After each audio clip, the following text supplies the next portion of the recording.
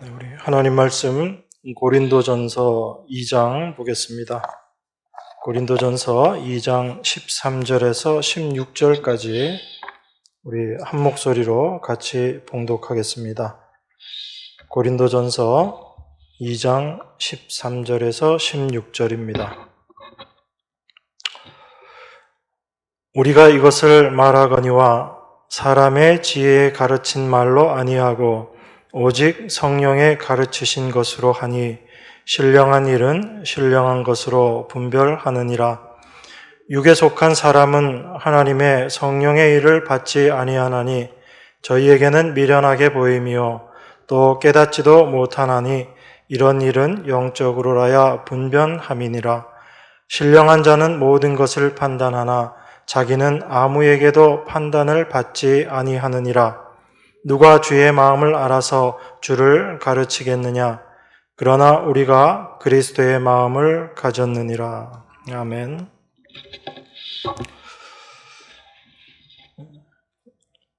사도 바울은 이 세상 사람들을 두 부류로 구별을 합니다.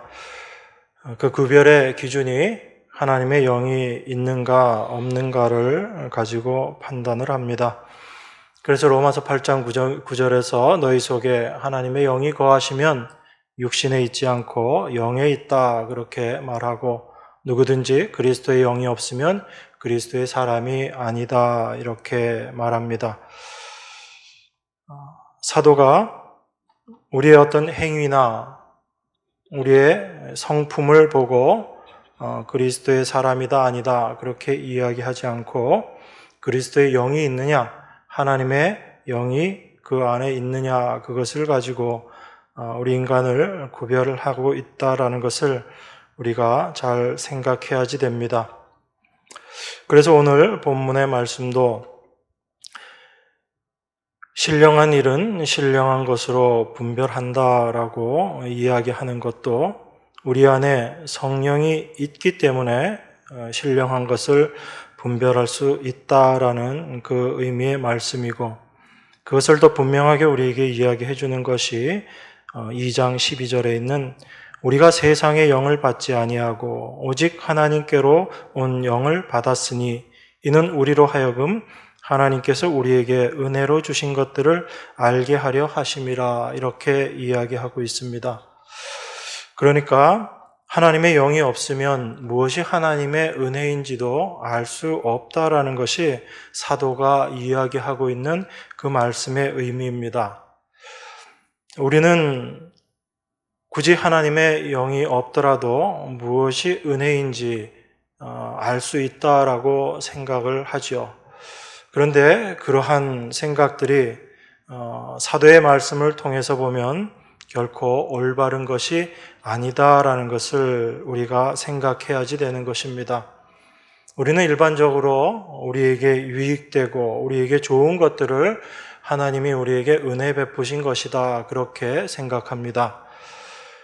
육신에 병이 들었다가 그 병이 나음을 입으면 하나님의 은혜를 받았다라고 생각을 하고 이 세상에서 어려운 환경 가운데 살다가 그 환경이 좋아지고 이전보다 나의 일들이 잘 되어지면 우리는 그것을 하나님의 은혜다라고 그렇게 생각합니다. 그런데 오늘 사도의 이 말을 통해서 보면 과연 그러한 것들이, 그러한 생각들이 올바른 것인가 우리가 다시금 되돌아봐야지 되는 것입니다. 왜 그러냐면 하나님의 영을 받음으로 말미암아 하나님께서 우리에게 은혜로 주신 것들을 알게 하신다라고 이야기하고 있기 때문에 그렇습니다.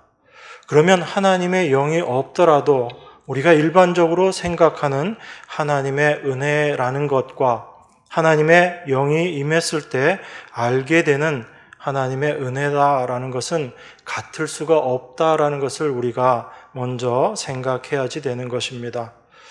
그래서 이 세상에 많은 하나님을 믿는다라고 이야기하는 사람들이 있지만 그 사람들의 모든 생각들은 사실 여전히 종교에 잡혀 있는 것입니다. 종교에서 이야기하는 은혜다라는 것이 그런 거거든요. 내가 병이 들었을 때 그 병을 나음을 받는 것, 내가 하는 사업이 잘 되는 것, 내가 이 세상에서 좀 더 나은 사람이 되고 내가 힘 있는 사람이 되고 능력 있는 사람이 되는 것, 이런 것들은 다 종교에서 이야기하는 은혜다라는 것입니다. 그런데 우리 하나님께서 말씀하시는 은혜는 그것과 다른 거죠.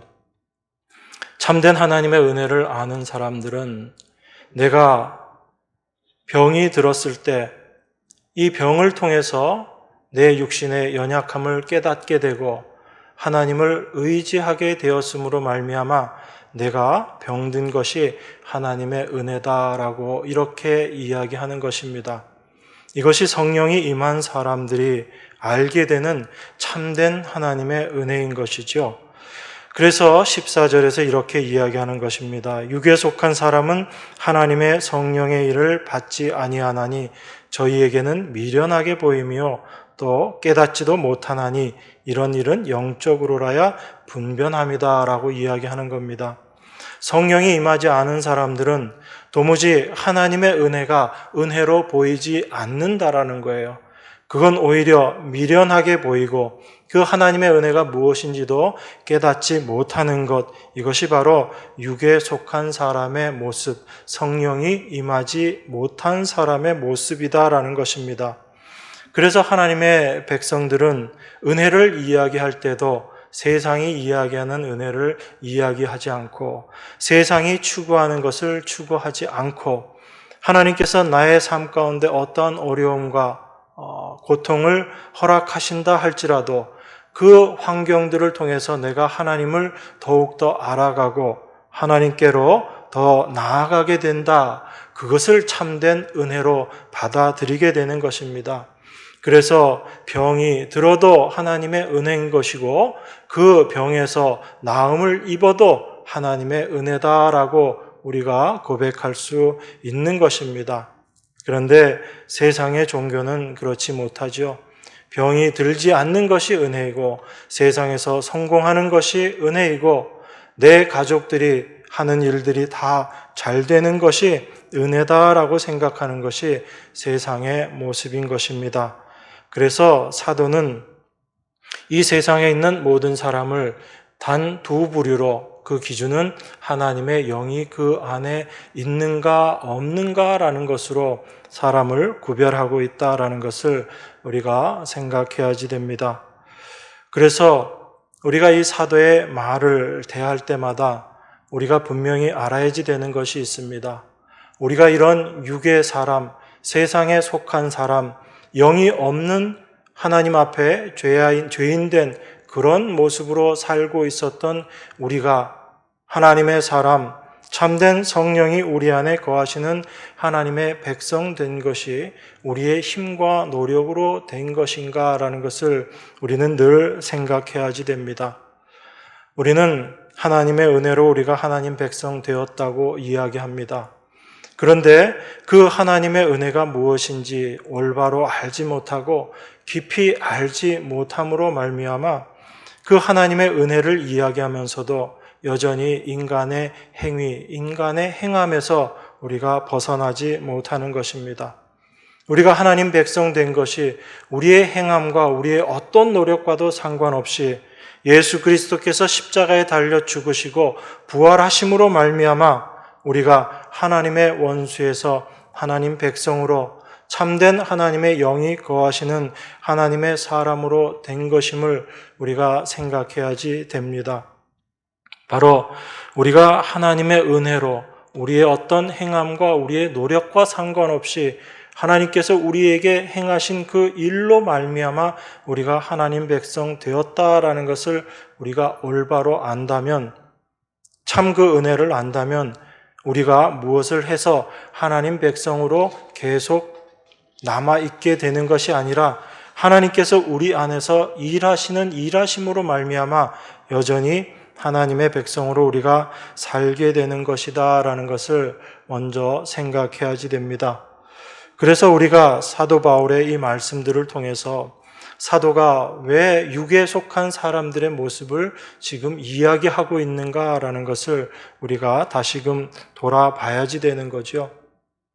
사도는 육에 속한 사람들의 모습을 이야기하고 이 고린도 교회의 잘못된 부분들을 이야기하지만 우리에게 지금 사도가 이야기하는 것은 그 잘못된 것들을 다 고쳐서 너희들이 영의 사람이 되어라 라고 이야기하고 있는 것이 아니다라는 걸 우리가 분명히 알아야지 됩니다. 사도는 지금 육에 속한 사람들의 모습이 어떠한 것인지를 우리에게 이야기하면서 영에 속한 너희들은 그 육에 속한 것이 무엇인지를 이제 올바로 분별할 수 있는 자가 되어서 우리에게 임하신 하나님의 은혜가 어떤 것인지를 알게 되고 그리고 우리의 행함과 상관없이 우리가 하나님의 자녀임을, 하나님의 은혜 가운데 있는 자들임을, 하나님의 영이 우리 안에 있는 자들임을 분명히 확인하라라고 이야기하고 있는 것입니다.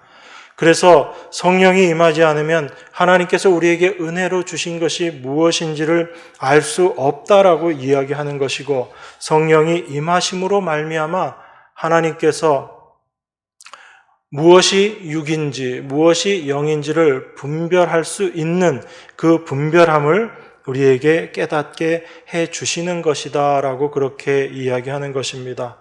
그래서 하나님의 영이 임한 자들만이 무엇이 신령한 것인지 그것을 올바로 분별할 수 있게 되는 것이다 라는 것입니다. 그래서 육에 속한 사람들에게 있어서는 하나님의 영이 임하지 않았기 때문에 하나님의 영적인 일들이 보이지도 않습니다.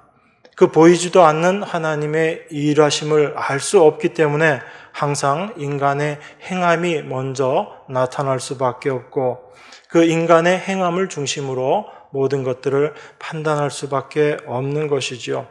그래서 눈에 보이지 않는 그 세계를 알지 못함으로 말미암아 눈에 보이는 이 세상에 자기의 삶의 모든 것을 던지고 그 세상의 것들을 얻기 위해서 살아가고 있는 것이 육에 속한 사람의 모습이다라는 것을 우리가 생각해야지 됩니다. 왜 이렇게 하나님의 영이 임하지 않으면 우리에게 분별할 수 없는 분별의 그 모습이 없는가라는 것을 우리가 창세기 말씀을 통해서 확인할 수 있습니다. 우리 창세기 3장 한번 보겠습니다. 창세기 3장 우리 22절입니다.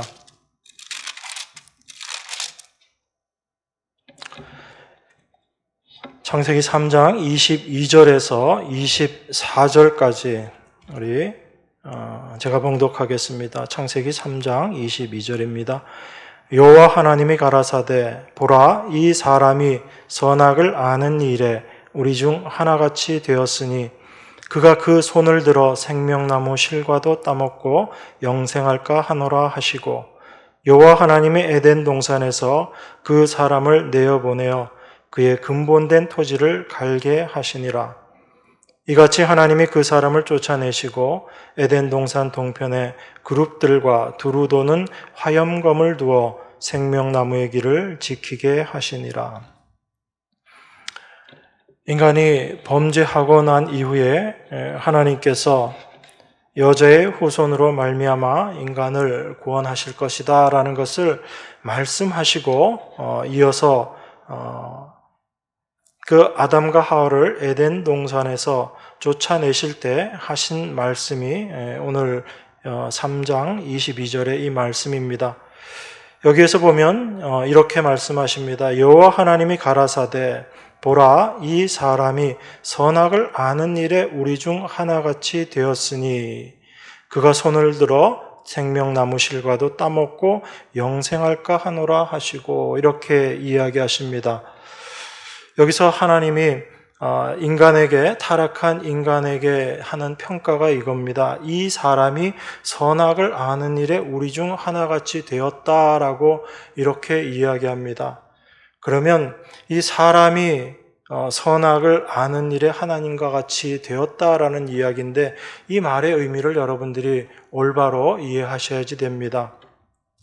사람이 선악을 아는 일에 하나님처럼 되었다라는 그 말씀의 의미는 인간이 하나님의 수준에서 선악을 분별할 수 있고 구별할 수 있게 되었다라는 그 의미가 아닌 거예요. 하나님의 영이 임하시지 않으면, 하나님의 사람이 아니면 무엇이 선이고 무엇이 악인지를 구별하지 못합니다. 그것이 사도가 고린도서에서 이야기하고 있는 신령한 것을 분별하지 못하는 것이고, 무엇이 영인 것이고 무엇이 육인지를 구별하지 못하는 모습인 것입니다. 하나님에게 있어서 선악을 안다라는 이 의미는 우리가 생각하고 있는 그런 차원에서의 선악을 안다라는 의미가 아닙니다. 우리 사람의 생각에서 선악을 안다라는 것은 어떤 일이나 어떤 상황을 보면서 이것이 선한 것이다, 이것이 악한 것이다 라고 판단하는, 그것을 우리는 선악을 아는 것이다 라고 그렇게 생각합니다. 그런데 하나님에게 있어서 선악을 안다라는 의미는 그러한 객관적인 의미에서 무엇이 선이고 무엇이 악인가를 판단한다라는 차원에서의 선악이 아니라, 하나님에게 있어서의 선악이라는 것은 이 세상을 주관하시고 이 천지의 모든 일들을 하나님의 계획대로 주관해 가시는 하나님에게 있어서 선이라는 것은 하나님께서 행하시고 하나님께서 선하다고 하신 것, 그것이 선하다라는 그런 의미인 거예요. 그러니까 여러분들이 그걸 잘 이해하셔야지 됩니다. 우리는 선악을 안다라는 것을 어떤 객관적인 의미에서 무엇이 선이냐 무엇이 악이냐를 판단하는 것을 선악을 아는 것이다 라고 생각하지만, 하나님에게 있어서 선악을 안다라는 것은 하나님께서 이것이 선하다라고 이야기하시면 선한 거예요. 하나님께서 이것이 악하다라고 얘기하시면 그것이 악한 것입니다. 그래서 이 선이라는 단어가 히브리어로 보면 토브라는 단어를 씁니다. 그런데 이 토브라는 단어는 어떤 의미냐면, 하나님께서 계획하시고 하나님께서 의도하신 그 일들이 하나님의 세워놓으신 그 질서 속에서 하나님 계획하신 대로 올바로 유지되고 이루어지고 있는 것, 그걸 선이라고 이야기하는 거예요. 하나님께서 계획하시고 하나님께서 계획하신 대로 그 모든 일들이 진행되어지고 그 상태가 유지되는 것, 그게 참된 선인 거예요. 그러니까 무엇이 옳다 그르다의 그 차원이 아닌 것입니다. 그래서 여러분들 누가복음에 보면 18장 19절에 그 말씀이 있죠. 어떤 관원이 선한 예수님에게 그렇게 물어봅니다. 선한 선생이여, 내가 무엇을 하여야 영생을 얻겠습니까? 라고 그렇게 물어볼 때 예수님께서 어떻게 대답하시나요? 예수께서 이르시되 내가 어찌하여 나를 선하다 일컫느냐? 하나님 한 분 외에는 선한 이가 없느니라, 그렇게 이야기합니다. 예수님은 분명히 아셨거든요. 인간이 생각하고 판단하는 선악이라는 건 없다라는 거예요. 참된 선은 오직 하나님 한 분밖에 없으시다는 얘기입니다. 그래서 그 하나님만 선하신 분이시기 때문에 그 선하신 분이 행하시는 그 일이 선한 것이다라는 거예요. 그런 그 하나님이 행하지 않는 일이라는 것은 다 악하다는 이야기죠. 그래서 그 하나님의 계획과 하나님의 뜻대로 이루어지지 않는 그 모든 것들, 그게 악하다라는 것입니다. 그 의미에서 지금 창세기에서 이 이야기를 하고 있는 거예요. 선악을 아는 일에 우리처럼 되었다. 인간이 타락하고 난 이후에 인간이 이런 모습이 되었다. 선악을 이렇게 아는 자가 되었다라는 이 의미는 하나님이 얘기하신 선악이 무엇인지를 안다라는 그 의미가 아니라 하나님처럼 스스로 선악을 판단하는 자가 되어버렸다라는 의미인 거예요. 그래서 우리들 하나처럼 선악을 아는 일에 하나가 되었다. 이 사람이 선악을 아는 일에 우리 중 하나같이 되었다라는 이 말씀은 하나님이 선하다고 이야기하는 것만 선으로 받아들이고 알고 있어야지 되는 인간이 스스로 하나님처럼 높아져서 자기가 선이 무엇이고 악이 무엇인지를 판단하는 그 위치가 되어버렸다는 그 의미예요. 그것이 바로 타락해버린 인간이 선악을 알게 되었다라는 의미인 것입니다. 그러한 인간이 알게 된 선악은 어떤 거예요? 하나님 없이 내가 하나님처럼 되어서 살고자 하는 그 모습 속에서의 선인 거예요. 그래서 나에게 유익한 것이 선이고 나에게 해가 되는 것이 악이 되는 것입니다. 그게 인간이 판단하는 선악의 기준인 거예요. 그래서 우리가 하나님의 영이 임하지 않았을 때는 항상 무엇을 기준으로 선악을 구별하게 되는가 하면 나에게 유익한 것인가, 나에게 불리한 것인가, 그게 선악의 기준이 되는 것입니다. 그 인간들이 하나님 없이 스스로 인간의 유익을 구하기 위해서 만들어 놓은 윤리, 도덕, 이 모든 것들이 하나님 보시기에는 악한 것일 수밖에 없는 거예요. 인간 사는 세상에서는 윤리가 필요하고 도덕이 필요합니다. 그 세상을 아름답게 유지하고 세상답게 유지하기 위해서는 윤리와 도덕이 있어야 돼요. 왜냐하면 그러한 것들로 말미암아 세상이 더 아름다워지는 것이기 때문에. 그런데 중요한 것은 그 모든 계획과 일들 가운데 하나님이 빠져 있다라는 것입니다. 하나님이 없기 때문에 우리 인간이 살기 좋은 세상을 만들자라는 것이 윤리이고 도덕이기 때문에 하나님께서는 그러한 생각들, 그러한 세상을 악하다라고 말씀하시는 거죠. 그래서 그 세상의 악함은 이 세상이 살인하고 강도하고 어떤 죄를 짓기 때문에 악하다라고 하나님께서 말씀하고 계시는 게 아니에요. 그것은 단지 열매로 나타나는 것뿐이고 우리 안에 하나님 없이 내가 하나님처럼 모든 것들을 판단하고 선악을 분별하면서 내가 살아가야지 되겠다라고 생각하는 그 생각 자체가 바로 악한 것임을 하나님께서 우리에게 이야기하고 계시는 것입니다. 그래서 하나님의 영이 임하시지 않으면 무엇이 선이고 무엇이 악인지를 사실은 알지 못하는 거예요. 사도는 지금 우리에게 그 얘기를 하고 있는 겁니다. 그래서 하나님께서 이렇게 말씀하시는 거예요. 선악을 아는 일에 우리 중 하나같이 되어서 그 손을 들어 생명나무 실과도 따먹고 영생할까 하노라, 이렇게 말씀하시는 겁니다. 만약에 인간이 하나님처럼 선악을 올바로 하나님의 말씀하시는 원래의 선악을 분별하는 자, 그렇게 선악을 아는 자가 되었다면 생명나무를 따먹고 영생한다라는 것이 아무런 문제가 될 게 없어야지요. 그런데 왜 하나님은 인간이 선악을 아는 일에 하나님처럼 되었는데 그것이 오히려 생명나무를 따먹고 영생하는 것이 오히려 안 좋은 일이기 때문에 인간들을 에덴에서 쫓아버리신 거예요. 왜 그러냐면 하나님이 말씀하시는 선악이 아닌 내가 하나님처럼 되어서 스스로 선악을 판단하는 그 모습으로 영생하는 것은 인간에게 있어서 가장 비참한 모습이기 때문에 하나님께서 그 에덴에서 인간을 쫓아내 버리신 거예요. 그래서 사람이 그 에덴에서 쫓겨난 이후에 하게 되는 일이 무엇인가 하면 그의 근본된 토지를 갈게 하시는 이 일을 하나님께서 하시는 것입니다. 하나님께서 당신의 백성들을 위해서 에덴에서 쫓겨난 죄로 말미암아 타락해버린 그 인간들, 하나님과 원수되어 버린 그 인간들을 위해서 예수 그리스도를 이 땅에 내려보내시고 십자가의 구속과 부활의 모습을 통해서 하나님의 백성으로 삼아주시고 우리에게 하나님의 영을 쏟아 부어 주셨어요. 그래서 그 하나님의 영이 임한 자들은 이제 무엇이 선이고 무엇이 악인지를 분별하게 되는 것입니다. 그 무엇이 선이고 무엇이 악인지를 분별하는 그 모습을 자기의 근본된 토지를 갈게 하시는 그 모습인 거예요. 인간의 본질이 어떠한지를 알게 하시는 것입니다. 그래서 우리가 하나님의 영이 임함으로 말미암아 내 안에 나의 본질이 어떠한지를 이제 밝히 알게 되는 것이에요.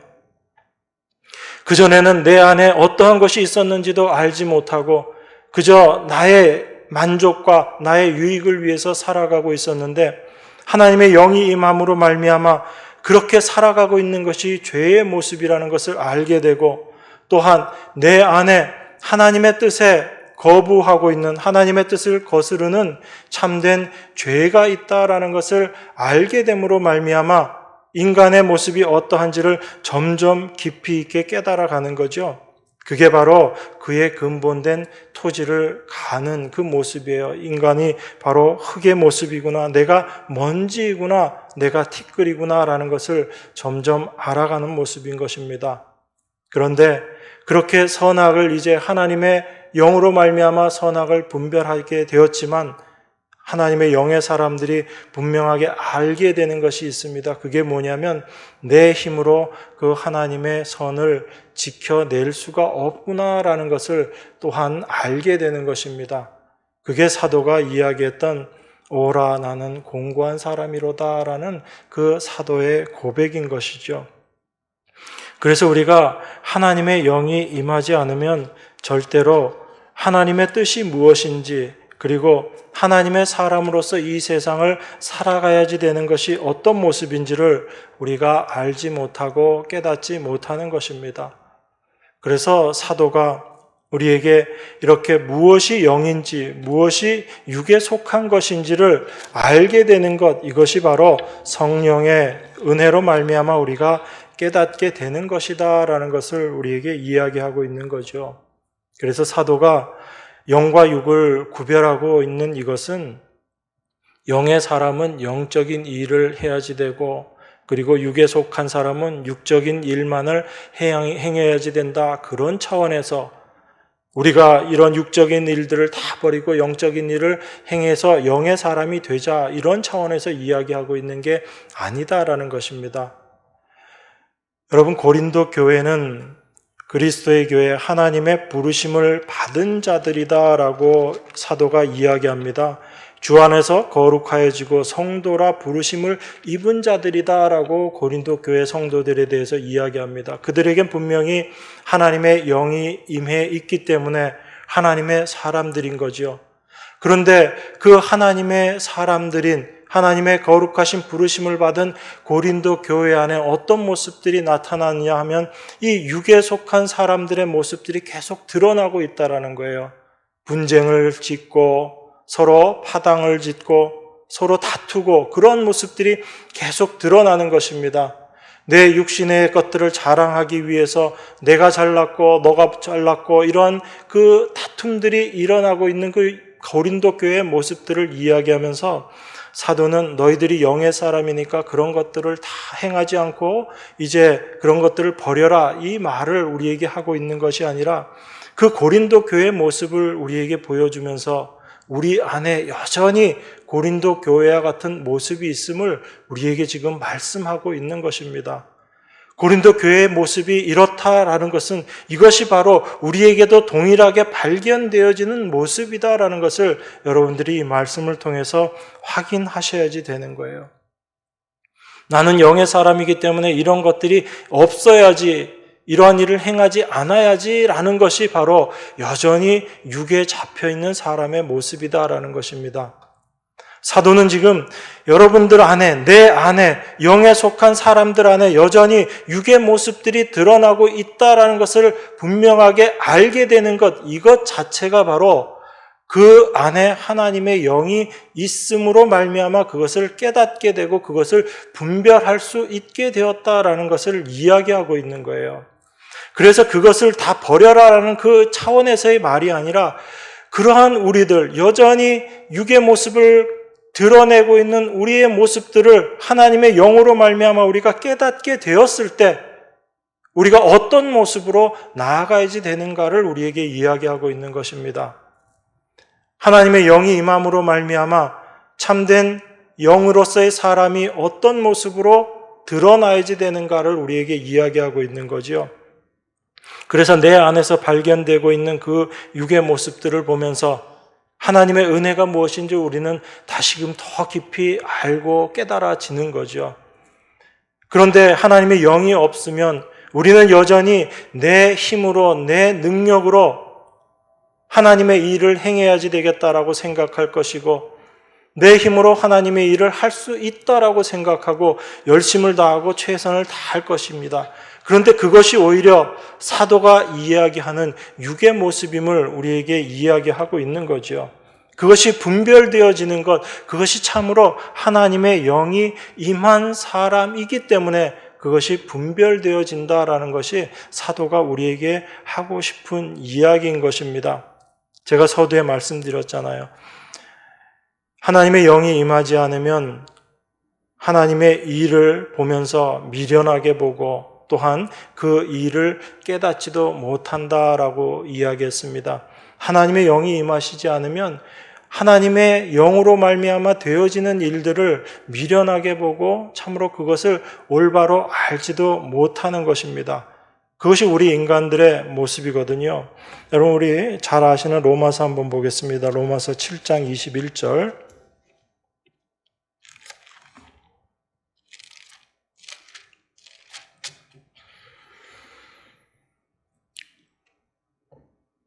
(21절에서) (24절까지) 우리 같이 한 목소리로 봉독하겠습니다. 21절입니다. 그러므로 내가 한 법을 깨달았노니 곧 선을 행하기 원하는 나에게 악이 함께 있는 것이로다. 내 속사람으로는 하나님의 법을 즐거워하되 내 지체 속에 한 다른 법이 내 마음의 법과 싸워 내 지체 속에 있는 죄의 법 아래로 나를 사로잡아 오는 것을 보는도다. 오호라, 나는 곤고한 사람이로다. 이 사망의 몸에서 누가 나를 건져내랴. 여러분, 사도의 이 고백은 거듭나기 이전에 사도의 모습이 아니죠. 하나님의 영이 임한 하나님의 백성으로서의 사도의 고백입니다. 그러한 성도로서의 고백이에요. 사도가 자기가 원하는 이제 그 안에 하나님의 영이 임함으로 말미암아 무엇이 선이고 무엇이 악인지를 올바로 이제 분별할 수 있는 사람이 되었습니다. 그래서 그 하나님의 뜻대로 살고자 하는 그 마음이 그 안에 있는 거예요. 그래서 자기의 마음과 몸을 다 바쳐서 하나님 뜻대로 살려고 하는데, 그런데 그 안에 확인되어지는 것이 있습니다. 그게 뭐냐면 19절에 내가 원하는 바 선은 하지 아니하고 도리어 원치 아니하는 바 악은 행하는도다라는 이 사도의 고백인 거예요. 이게 우리 안에 있잖아요. 여러분, 사도의 이 말이 내가 도둑질하지 않고 누구를 시기하지 않고 질투하지 않으려고 하는데 여전히 그런 것이 나온다, 그 차원에서의 말씀으로 여러분들을 이해하시면 여전히 성경을 윤리로 도덕으로 보고 계신 거예요. 사도는 지금 하나님의 뜻이 무엇인지를 알게 되고 그 하나님 앞에 그 하나님 말씀에 순종하며 사는 것, 그것이 참된 선의 모습이다라는 것을 알고 있지만 그것을 아는 만큼 자기 자신은 여전히 그 모습대로 살아가고 있지 못하다라는 것을 고백하고 있는 모습이에요. 그래서 내가 원하는 바 선은 하지 아니하고 도리어 원치 아니하는 바 악은 한다라고 이야기하는 것입니다. 내 안에서 발견되어지는 것이 자꾸 그런 것들이라는 얘기예요. 이건 사도가 하나님의 일을 지금 제대로 하고 있지 못하면서 이 얘기를 하고 있는 게 아니에요. 하나님께서 맡기신 그 일들을 사도는 여전히 열심히 잘 행하고 있는데 내 안에서 계속 그 모습들이 발견된다라는 것입니다. 하나님의 말씀하신 그 일들처럼 하나님이 가라 하신 곳에 가서 열심히 하나님의 말씀을 전하고 하나님 뜻대로 그 삶을 살아가고 있는데 여전히 내 안에서 발견되어지는 내 속사람의 한 가지 모습은 뭐냐면 그것을 원하지 않고 여전히 내 의를 드러내려고 하고 내 자신의 일한 것들을 드러내려고 하는 그 마음이 내 안에서 발견되더라라는 이야기예요. 그게 지금 사도가 내가 원하는 바 선은 하지 아니하고 도리어 원치 아니하는 바 악은 행한다라는 이야기입니다. 사도가 하나님의 말씀에 아무것도 순종하지도 못하고 그 말씀하신 대로 그가 지금 사역을 하고 있지 못하기 때문에 이 말을 하는 것이 아니라 그는 지금 하나님의 일을 여전히 다 행해내고 있으면서도 그 속에서 이러한 모습들이 발견되고 있는 거예요. 그걸 알게 되는 것, 이게 바로 성령이 임한 자들만 그것을 알게 되고 신령한 것들을 분별할 수 있게 된다라는 의미인 것입니다. 그러니까 우리가 윤리 도덕 차원에서 하나님 말씀을 보면 사도의 이 말을 다 그런 식으로밖에 해석이 안 되는 거예요. 나쁜 짓 하려고 하는 그 마음이 여전히 내 안에 있더라, 그런 차원인 거죠. 사도는 그게 아니라 하나님의 일을 열심히 하고 있는 내 안에서 여전히 내 의를 드러내려고 하고 내가 내 뜻대로 나의 행함의 가치를 두려고 하는 그 생각들이 내 안에서 계속 발견되어진다라는 것입니다.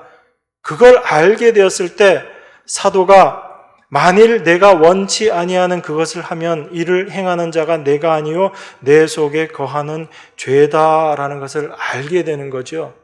그게 내 안에 있는 나의 본질, 죄된 본성 바로 그것이다라는 것을 사도가 지금 우리에게 고백하고 있는 것입니다. 그래서 그러므로 내가 한 법을 깨달았느니 곧 선을 행하기 원하는 나에게 악이 함께 있는 것이다. 이렇게 사도가 이야기하고 있는 거예요.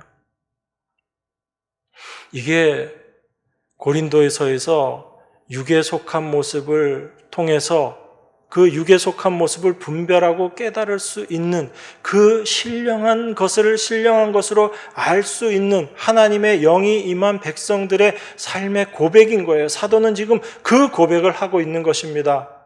그런데 세상 사람들은 이러한 고백을 어떻게 생각해요? 미련하다고 생각하죠. 그러한 것을 깨닫지도 못하는 겁니다. 그래서 사도는 성령이 임하지 않은 자들은 성령이 임한 자들의 어떤 행함과 그 깨달음을 알지도 못하고 미련하다라고 이야기하는 것이고, 하나님의 은혜로 주신 것들을 알지도 못하고 그 은혜를 알지 못하기 때문에 그것을 또한 여전히 미련한 것으로 그렇게 생각하는 것이지요. 세상 사람들은 사도가 이야기하는 이런 고백을 원하지 않아요. 오히려 하나님의 은혜 주셔서 내가 이 세상에서 더 큰 일을 하고 세상에서 더 위대한 사람이 되고 세상에서 내가 더 많은 일을 할 수 있게 되는 것, 이것을 하나님이 주신 은혜라고 생각하지, 내 안에서 죄가 발견되어지고 그 죄로 말미암아 탄식하는 이 모습을 절대로 은혜라고 생각하지 않거든요.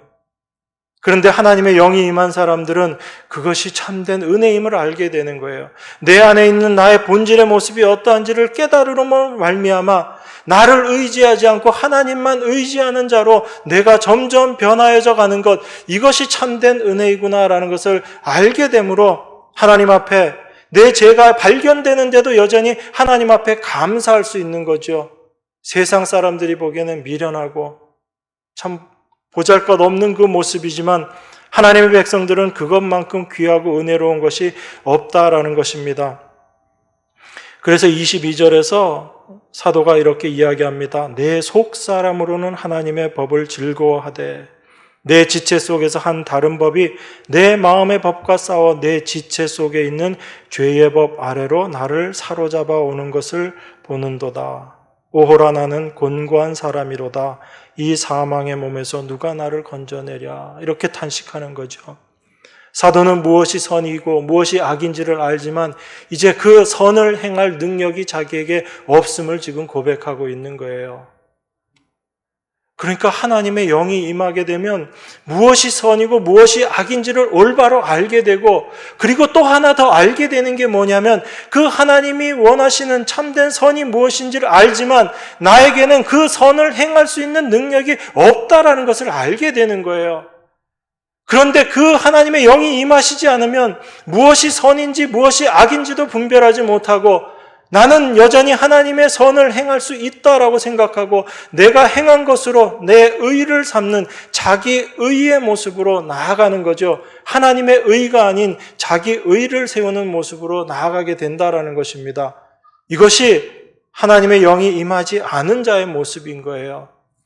그래서 사도가 지금 오라 나는 공고한 사람이로다라고 이야기하는 이 모습 속에서 나는 하나님의 뜻을 알지만 하나님의 뜻을 여전히 행할 수 없는 그런 존재이구나라는 것을 깨달아가는 거죠.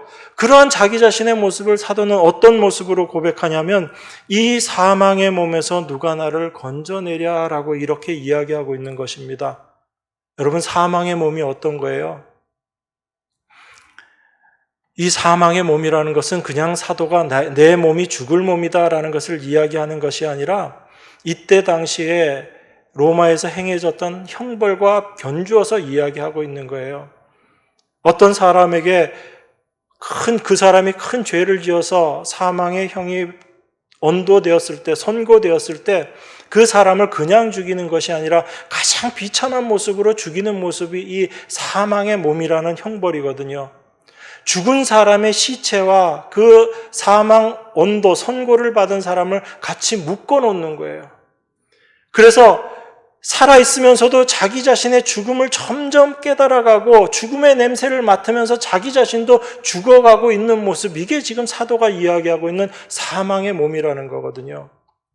여러분, 사람이 사형 언도를 받고 선고를 받고 그냥 바로 집행을 당하는 게 가장 어찌 보면 단순하고 편한 거죠. 그런데 죽은 사람을 그 사람 몸에 묶어놓고 그 죽은 사람과 같이 완전히 죽을 때까지 같이 묶어놓는다는 게 얼마나 큰 고통이겠어요.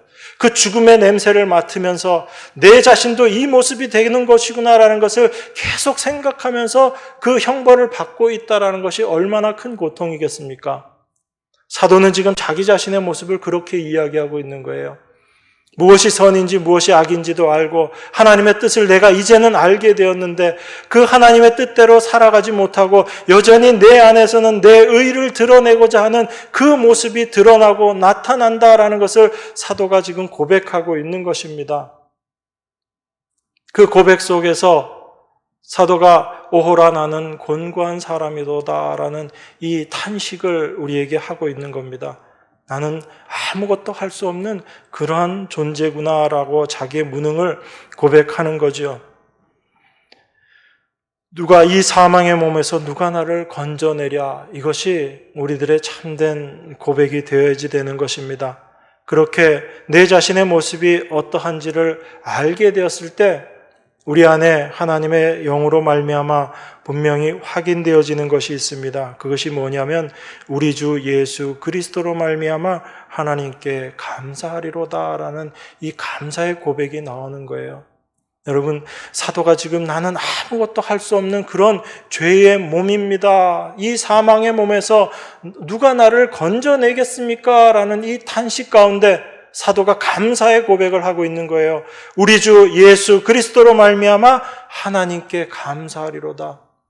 나는 아무것도 할 수 없는 이 죄의 몸인데 이런 나를 하나님의 은혜로 말미암아 예수 그리스도께서 그 십자가에서 그 모든 일을 이루시고 다 이루셨다라는 그 예수님의 죽으심과 부활하심으로 말미암아 내가 이 사망의 몸에서 건져냄을 받았구나라는 것을 알게 되는 거죠. 그래서 나는 여전히 사망의 냄새를 풍길 수밖에 없는 그러한 모습이지만 내 안엔 여전히 이러한 죄의 모습이 있지만 하나님은 이런 나를 그냥 내버려 두시지 않으시고 예수 그리스도를 통해서 나를 하나님의 자녀, 참된 하나님의 백성으로 나를 그리스도 안에 있는 자로 나를 세워주셨구나, 나를 그렇게 만들어 주셨구나라는 것을 알게 되는 거죠. 그것을 알게 되었을 때 우리 주 하나님께 감사하리로다라는 이 찬송이 나올 수밖에 없는 것입니다. 그래서 사도는 알게 되는 거죠. 내 자신이 마음으로는 하나님의 법을, 육신으로는 죄의 법을 섬기노라. 내 안에 여전히 그러한 하나님의 은혜를 올바로 알지 못하고 여전히 내 자신의 의를 드러내고 세우려고 하는 그 모습이 있다라는 것을 알지만 그 모든 일들 가운데 그리스도 예수 안에 있는 존재가 내가 바로 그리스도 안에 있는 존재이구나라는 것을 알게 되고 하나님 앞에 감사할 수 있게 되는 것입니다. 그래서 7장 25절에서 바로 이어지는 것이 로마서 8장이잖아요. 로마서 8장 1절 2절이 이렇게 이야기합니다. 그러므로 이제 그리스도 예수 안에 있는 자에게는 결코 정죄함이 없나니. 여러분, 우리가 그리스도 안에 있는 자가 된 것이 우리의 어떤 노력과 우리의 행함으로 된 것이 아니잖아요. 하나님의 은혜로 예수 그리스도의 십자가를 통해서 우리를 그리스도 안에 있는 자로 하나님의 백성으로 우리를 불러주시고 그 안에 우리를 집어넣어 주셨잖아요. 사도가 이제 그것을 안 거죠. 그것을 알았을 때 그 안에 참된 해방이 무엇인지를 알게 된 것입니다. 그러므로 이제 그리스도 예수 안에 있는 자에게는 나의 어떠한 노력과 내 실력과 내 능력이 아니라 하나님께서 예수 그리스도를 통해서 이루어 놓으신 그 일로 말미암아 내가 그리스도 안에 있는 자이구나라는 것을 사도가 깨닫게 되었을 때 그 안에 여전히 죄의 모습들이 발견되어지지만 그 죄의 모습으로 인해서 사도는 결코 정죄함을 갖지 않는 거예요. 내 안엔 여전히 죄의 모습이 있지만 나는 그리스도 안에 있는 자이구나라는 것을 사도가 알고 그것을 고백하고 있는 거죠. 그래서 이는 그리스도 예수 안에 있는 생명의 성령의 법이 죄와 사망의 법에서 너를 해방하였음이라. 이렇게 사도가 고백하는 겁니다.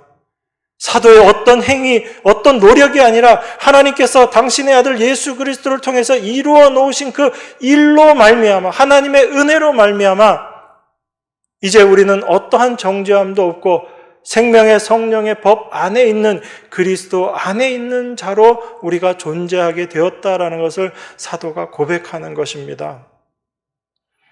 그래서 로마서 8장 5절에서 육신을 쫓는 자는 육신의 일을, 영을 쫓는 자는 영의 일을 생각하나니 육신의 생각은 사망이요 영의 생각은 생명과 평안이니라. 이렇게 이야기하는 이 육신의 생각, 영의 생각이 무엇인지를 여러분들이 분명하게 분별하셔야지 되는 겁니다. 어떤 게 육신의 생각이고 어떤 게 영의 생각이에요.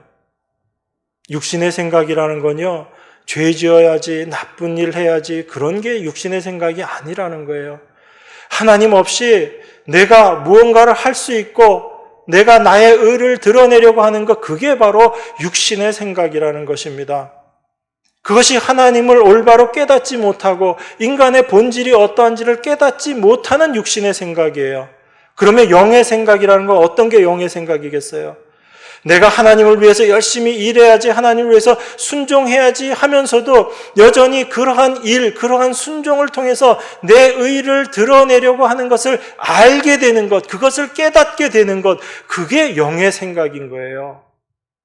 그러니까 우리가 이 하나님 말씀을 보면서도 윤리로 하나님 말씀을 보니까 육신의 생각도 영의 생각도 다 오해해버리는 거예요.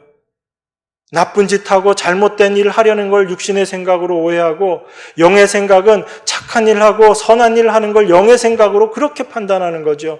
사도는 그걸 이야기하고 있는 게 아니에요. 오히려 지금 7장부터 쭉 이어지는 말씀을 통해서 보면 사도는 그걸 이야기하는 것이 아니라 하나님 없이 내가 내 의를 드러내려고 하고 내가 하나님 없이 할 수 있다는 생각, 자기의 무능함을 깨닫지 못하고 여전히 할 수 있다는 생각을 하고 있는 그것, 그게 바로 육신의 생각이라는 것입니다.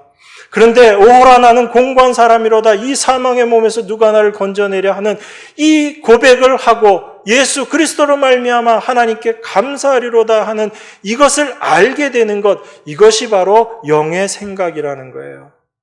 그래서 이어져서 이렇게 이야기하는 것입니다. 7절에 보면 육신의 생각은 하나님과 원수가 되나니 이는 하나님의 법에 굴복지 아니할 뿐 아니라 할 수도 없음이니라. 왜 하나님과 원수가 되는 거죠? 하나님 없이 내가 하겠다고 하기 때문에 그렇습니다. 그냥 내가 죄 짓겠다고 생각하는 게 원수가 된다라는 것이 아니라 하나님 없이 살고자 하는 것이 하나님과 원수된 인간의 모습인 거잖아요. 그게 선악과 따먹은 인간의 모습이잖아요.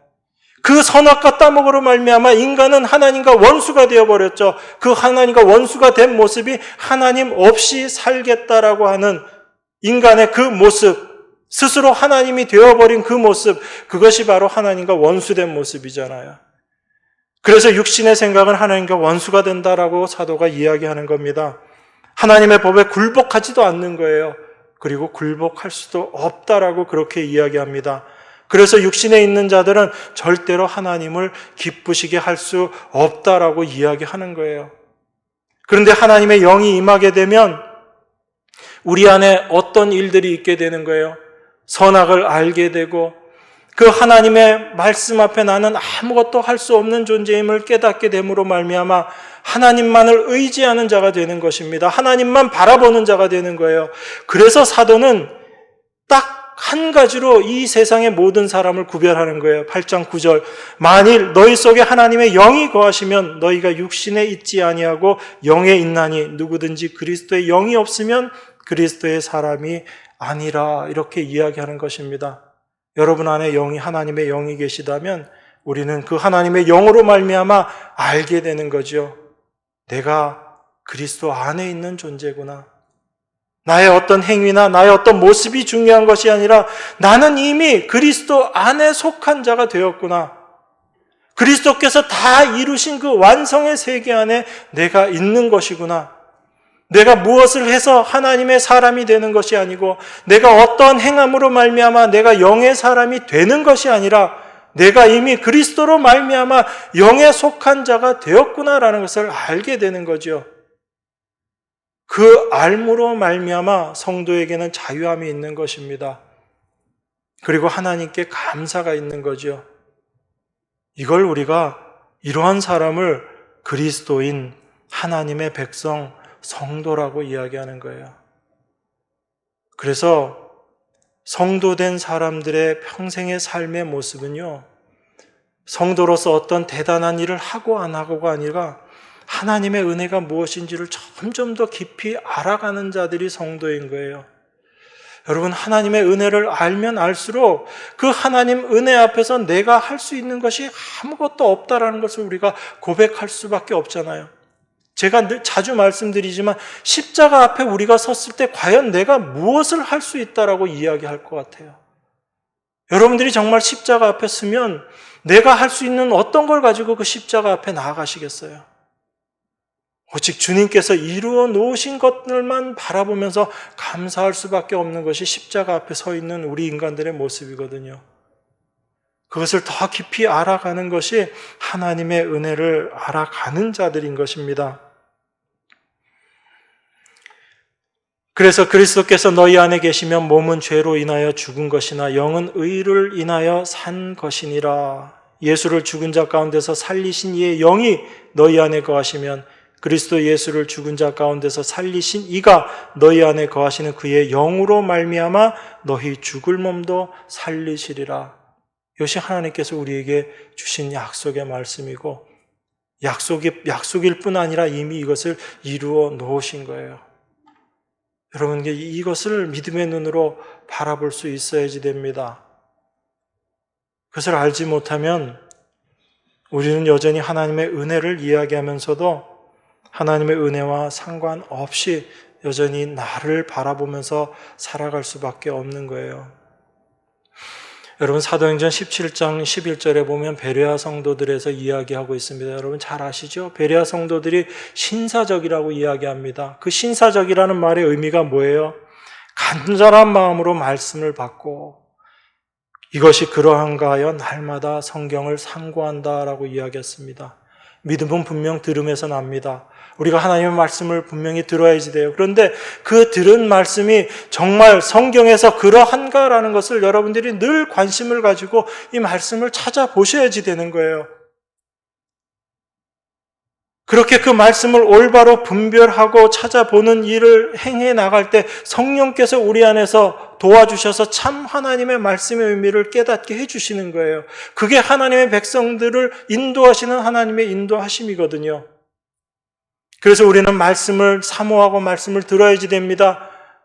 또한 그 말씀이 정말 그러한가 하나님의 말씀을 우리가 찾아보면서 더 묵상하고 하나님의 말씀의 깊이의 의미를 더 깨달을 수 있도록 우리가 간절히 구해야지 돼요. 그래서 구하고 찾고 두드리는 자에게 하나님께서 성령을 주신다는 얘기예요. 그거는 우리에게 다시금 성령을 주신다는 의미라기보다는 하나님의 영이 임하신 자들에게 그 성령으로 말미암아 성령의 깨달으심을 주시겠다라는 그 말씀인 거잖아요.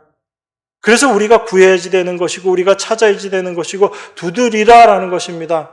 그런데 이 모든 일들이 우리가 하는 것이 아니라 하나님께서 우리 안에서 그 성령이 우리 안에서 이 일들을 행하시는 거예요. 하나님의 말씀을 사모하게 만드시고 그 말씀을 찾게 하시고 그 말씀을 갈구하게 하시고 그 말씀을 깨닫게 하시는 이 모든 일들을 성령께서 우리 안에서 하시는 것이다라는 얘기입니다. 이게 하나님의 백성들의 삶의 모습임을 여러분들이 분명히 기억하셔야지 됩니다. 사도가 왜 육신의 모습들을 우리에게 이야기하고 있는가, 그 의미를 우리가 분명히 아셔야지 돼요. 너희들에게 육신의 모습, 그런 것들이 드러나니까 그런 것들 다 행하지 말고 이제 영의 일을 행하는 사람들이 되어라. 그게 아니라 참된 그리스도의 마음이 어떠한지를 너희들이 알고 그 그리스도의 마음을 깨닫는 자가 되어야지 된다. 그런데 우리가 바로 그 그리스도의 마음을 알았다. 그리스도의 은혜가 무엇인지를 알게 되었다라는 것입니다. 그래서 고린도전서 2장 16절에서 이렇게 이야기하는 거예요. 누가 주의 마음을 알아서 주를 가르치겠느냐? 그러나 우리가 그리스도의 마음을 가졌느니라. 여러분들이 그리스도의 마음을 가지려고 애써서 되는 것이 아니라 우리 안에 이미 그리스도께서 와 계심으로 말미암아 그 그리스도께서 행하신 일을 알고 그 행하신 일을 우리가 바라보는 것, 그게 바로 그리스도의 마음을 우리가 가진 거란 얘기예요. 그래서 너희들에게는 너희가 이미 그리스도의 마음을 가졌다라고 이야기하는 것입니다. 그 그리스도의 마음을 가진 자들은 오직 주님만 바라보고 주님만 의지하며 그 하나님만을 찬송하는 자로 날마다 살아갈 것입니다. 이 은혜가 여러분의 삶 가운데 늘 함께 하시기를 주님의 이름으로 축원합니다. 이것이 여러분 평생의 삶의 목적이 되어지기를 원합니다.